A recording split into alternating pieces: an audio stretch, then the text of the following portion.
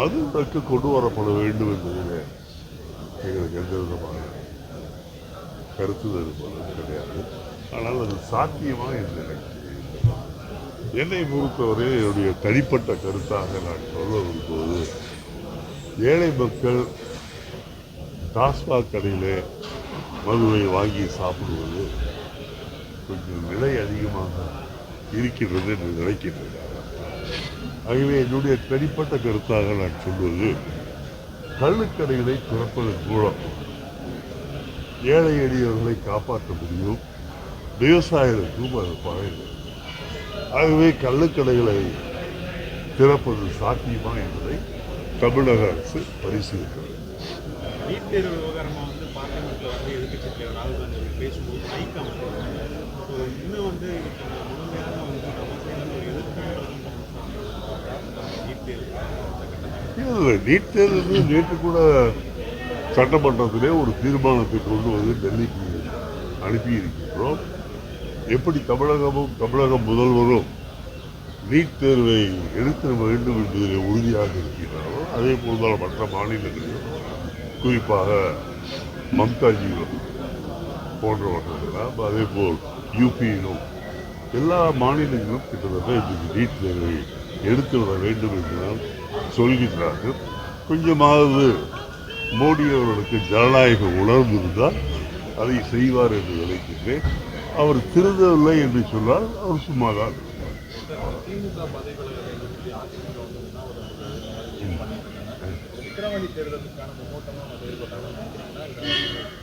இல்லை, அவர்களை பொறுத்தவரையில் சட்டசபையில் அவர்களுக்கு பேசுவதற்கு வாய்ப்பு தருகின்றார்கள்.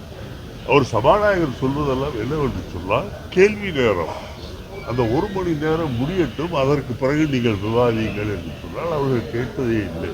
அவர்கள் பாட்டுக்கு பேசிக்கொண்டு அப்புறம் வெளிநடப்பு செய்கின்றார்கள். அவர்களுக்கு உண்மையான அக்கறை, விவாதிக்க வேண்டும் என்ற அக்கறை இல்லாத காரணத்தால் அவர்கள் சட்டசபையிலே நாடகம் ஆடுகின்றார்கள்.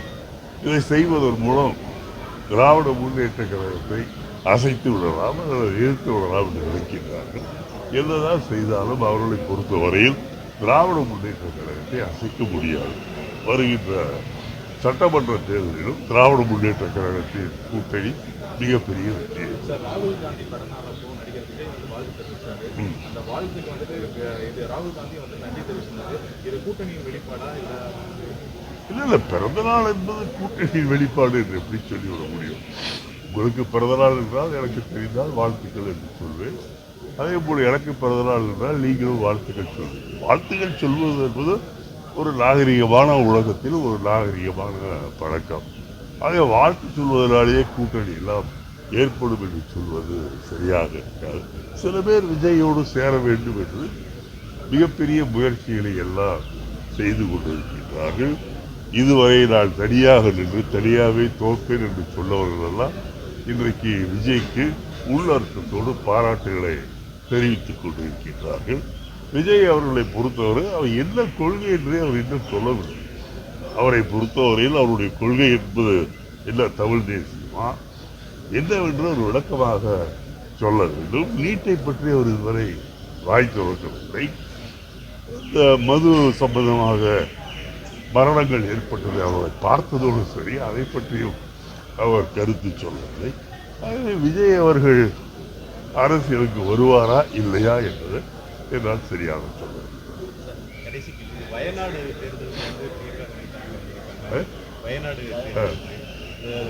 பிரியங்கா காந்தி கிளம்புறாங்க. இது எப்படி பாக்குறீங்க? அங்க கம்யூனிஸ்ட் வந்து திரும்பவும் வந்து போட்டிடுறாங்க.